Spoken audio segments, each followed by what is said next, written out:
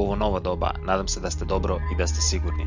Obzirom na mjere ne preostaje nam ništa drugo nego raditi individualno. Moje ime je Saša Kanazir, nogometni sam trener s UEFA licencom s 10-godišnjim iskustvom rada s djecom, momčadski i individualno.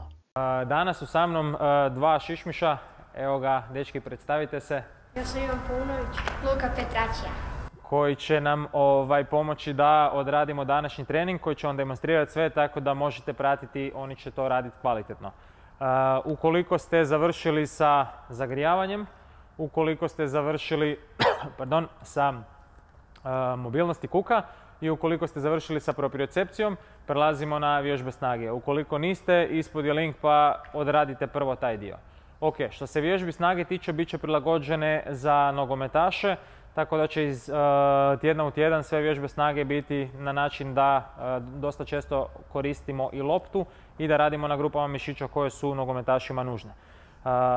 Ivane, evo ti možeš početi prvi. Dakle, prva vježba će nam biti sklek i to na način da koristimo loptu. Može. Znači radimo sklek i zarolamo loptu. Ako možeš, digni još pogled bravo prema gore, digni glavu i sad radimo.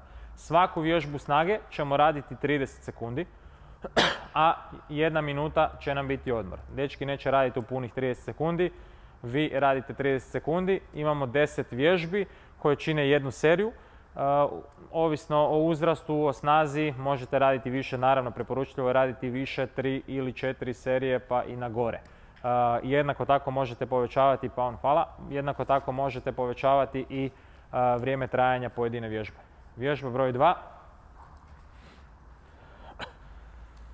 Dakle, malo dignemo noge i skroz dotakni sa loptom dole pod, tako je, Russian twist. Bravo. Jednako tako radimo 30 sekundi. Nakon toga je minuta odmora. Luka, hvala. Pokazaj sljedeću vježbu. Kad god da si spreman, možeš krenuti. Dakle, visoki skip. Pazit samo da je trup ravan. Dosta često ukoliko je slabiji gornji dio tijela, tijelo kompenzira i propadaju ramena prema dolje. Hvala. Možeš. Dakle, sljedeća vježba će nam biti plank ili ti prednji upor. Paziti samo da igrač stisne ove mišiće kora koji su nam jako važni što se tiče i nogometa. Malo samo koljena još digni. Tako, super. Bit potpuno ravan, stisnu trbuh, glava gore. Jednako tako 30 sekundi. Hvala. Sljedeća vježba na desnoj nozi, skokovi u križ. Dakle, idemo prema naprijed, pa u lijevu stranu, nazad, pa u desnu stranu. Možeš pokazati. Ukoliko naravno nemate kapice, uzmite kredu, sve ok.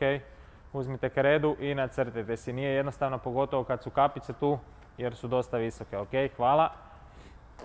Sljedeća vježba. Sve ok, možeš postaviti. Dakle, prelazimo na drugu nogu. Sve ok. Dobro, hvala ti. Pazi. Ok. Nakon toga prelazimo na Superman. Ako možeš, glava gore. Tako, koljeno gore, prsti gore u zrak, digni nogu što jače možeš. Zadržati ravnotežu. Odmah radimo i dodatno i propriocepciju i balans. Bravo, ok. Druga noga. Slobodno raširim ruke, ruke mi služe za ravnotežu. Pazit samo da nogu ispružimo i ono što je jako često igrači rade prebrzo, još možeš usporiti, tako, skroz, proba držati ravninu tijela, još malo glavu naprijed, tako i nogu malo jače nazad. Super, ok, hvala. I preostale dvije vježbe. Prva vježba će nam biti visoki skip uza zid. Luka, ti ćeš pokazati, može, stani se u položaj. Znači, ova vježba je jako kvalitetna i za ispravljanje hodanja na petama. Zašto? Iz razloga, ajde Petrača, kreni samo da pokažemo. Obzirom da kad smo pod kutom, svaki put u stvari moramo zagaziti na prednji dio stopala. Ono što je važno, digni samo koljeno gore i zadrži. Može. Položaj slova Z, kad pogledamo njegovu nogu i stopalo. Na taj način i šprintamo. Druga stvar je važna da mu je tijelo u ravnini. Dakle, u trenutku kad krene radit će mu se vrlo vjerojatno dogodi da će mu se noge pomaknuti unutra, samo na to treba paziti i ispravljati. Da igraču bude zanimljivije, radit će na moj znak. Ako ja kažem 5, 5 zaustavlja, recimo radit ćemo do 5, ako kažem 4, četvrti zaustavlja, 3 treći, 2 drugi i tako dalje. Dakle, 3, 2, 2, 3, 4. Ok, i sad pogledamo ravninu tijela, dakle noga treba još ići malo prema nazad.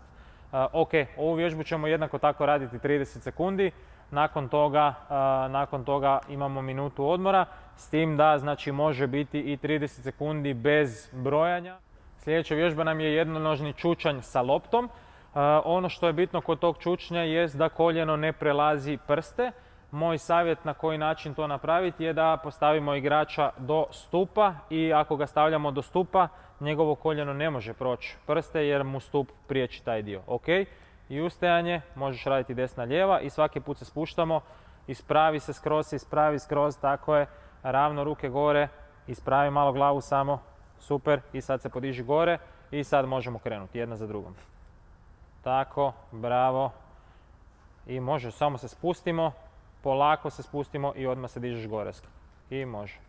Ok, i ovu vježbu ćemo raditi 30 sekundi. Ok, hvala.